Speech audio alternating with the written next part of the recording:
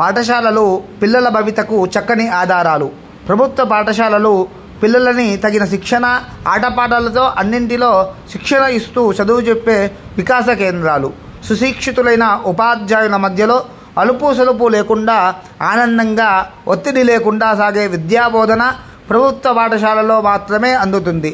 అలాంటి చక్కని పాఠశాల మన రేపాక ఉన్నత పాఠశాల. మన ఈ పాఠశాలలో క్రీడా ప్రాంగణం, గ్రంథాలయం, డిజిటల్ క్లాసులతో సాగే ప్రశాంతమైనటువంటి పచ్చని వాతావరణంలో విద్యాబోధన జరుగుతుంది.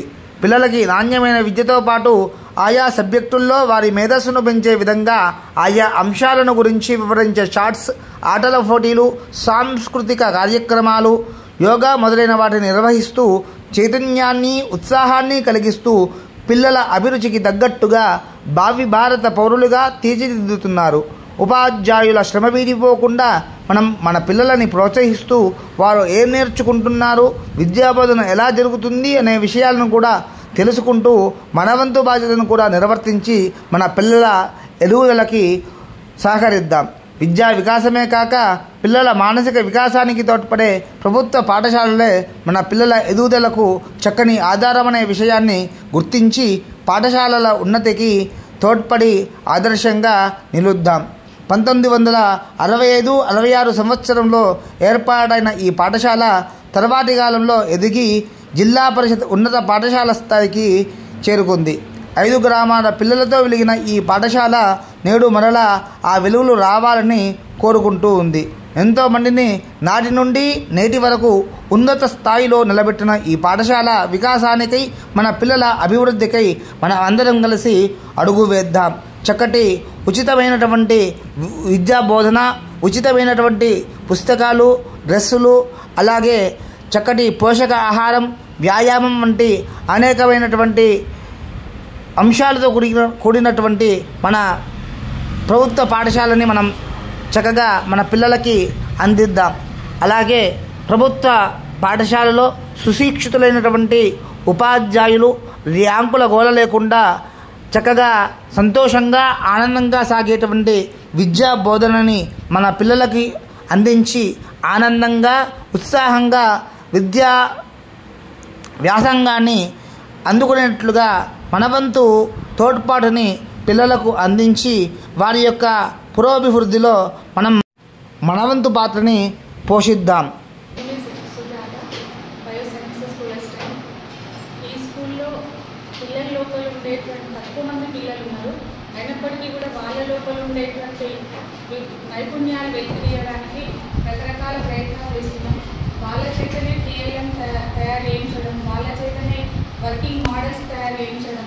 ఒక్కొక్కరి లోపల ఒక్కొక్క టాలెంట్ ఉంటుంది. వాళ్ళ లోపల ఉండేటువంటి టాలెంట్ గుర్తించి ప్రోత్సహిస్తూ వాళ్ళతో రకరకాల డయాగ్రామ్స్ వేయించడము, టీఎల్ఎం తయారు చేయించడం చేస్తున్నాం. అది ఒక్కటే కాకుండా వాళ్ళు లెసన్స్లో నేర్చుకునే అంశాలు ప్రాక్టికల్గా చూపించడానికి మేము చాలా ప్రయత్నాలు చేస్తున్నాం. దానికి ఉదాహరణగానే మేము ఇప్పుడు స్కూల్లో కిచెన్ గార్డెన్ పెట్టినాం. అది వాళ్ళు పండించిన కూరగాయలు వాళ్ళు తినడానికే కాకుండా వాళ్ళు మొక్కల గురించి తెలుసుకోవడానికి అది బాగా ఉపయోగపడుతుంది. వాళ్ళు ఎక్కడికో వెళ్ళి మొక్కల కోసం, ప్రాజెక్ట్ కోసం వెళ్ళి కలెక్ట్ చేసుకోకుండా స్కూల్లోనే ఉండడం వల్ల చాలా ఈజీ అవుతుంది.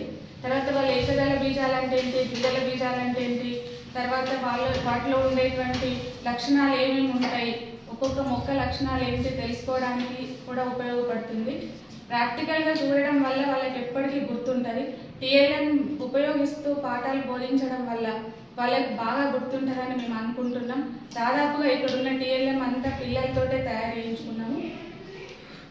అదొక్కటే కాకుండా ఇక్కడ ఉండే పీటీ మేడం గారు యోగా పిల్లలకి చాలా బాగా నేర్పించిండ్రు.